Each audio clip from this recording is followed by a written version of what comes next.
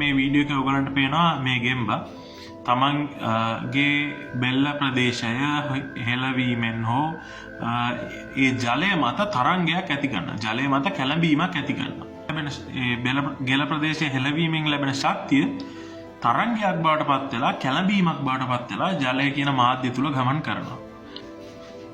හිතන්න අපිත් ඉන්නේ මාධ්‍යක වගේ කියලා. දැන් අපි ඉන්නේ අවකාශයේ නේ ඇත්තට. අපි ඉන්න පෘථුවිය මේ දේවල් තියෙන අවකාශය. එතකොට හිතන්න අවකාශයත් නිකන් මාධ්‍යයක් වගේ කිය. දැන් ඇල්බර්ට් අයින්ස්ටයින් මහත්තයා කියනවා අපි ඉන්නේ කාලාවකාශයේ කියලා. ඒ කියන්නේ කාලය සහ අවකාශය.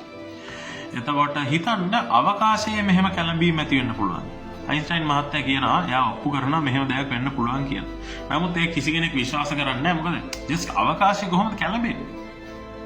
නමුත් ආසන්න වශයෙන් අවුරුදු 100කට විතර පස්සේ 2015 සැප්තැම්බර් 14 වෙනිදා උදේ 6ට හරියට මේ ඇල්බර්ට් අයින්ස්ටයින් මහත්තයා කියපු දේ ඇත්ත කියලා හොයාගන්නවා. ඒ කොහොමද කියනවා නම් ලයිගෝ කියන ඔබ්සර්වේටර් එකෙන් මෙන්න මේ අවකාශයේ කැළඹීමක් නිරීක්ෂණය කරනවා. එතකොට කොහොමද මේ අවකාශයේ කැළඹීම වෙන්නේ? මොකද අපිත් අවකාශයේ ඉන්නවා නම් එතකොට අපේ ඇඟවලුත් කැළඹෙනවාද? මේ කැළඹීම අපිට දැනෙනවා නම් කොහොමද දැනෙන්න ඕනේ? අපිට දැනෙනවා නම් අපේ ශරීරයේ ඩයිමෙන්ෂන්ස් උත් අපේ ශරීරයේ දිග පළලත් වෙනස් වෙන්න ඕනේ යම් මට්ටමක. නමුත් ඇත්තටම අපිට මේක සෙන්සිටිව් නෑ. මොකද මේක ප්‍රෝටෝනය. ඔයගොල්ලෝ දන්නා ප්‍රෝටෝනය කියන්නේ කොච්චර පොඩි අංශුවක්ද කියලා. මේක බිලියන ගණන් වල කොටසකින් තමයි මේක සෙන්ස් වෙන්නේ. ඒ නිසා මේක අපිට දැනෙන්නේ නැහැ. අපි මේ වේව්ස් වලට කියන්නේ ගුරුත්වාකර්ෂණ තරංග කියලා. මේක වෙන්නේ අධිස්කන්ධ වස්තුන්. සූර්යයා වගේ මිලියන ගාණක් ස්කන්ධයේ තියෙන වස්තුන් දෙකක් එකට ගැටෙද්දී මේ වගේ දේවල් ඇති වෙනවා.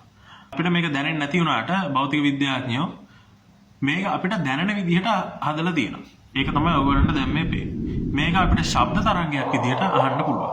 ඉතින් මම මේකෙන් කියන්න උත්සාහ කරන්නේ විද්‍යාවට පුළුවන් අපිට දැනෙන්නේ නැති යථාර්ථයේ තියෙන දේවල් අපිට දැනෙන විදිහට හදන්න.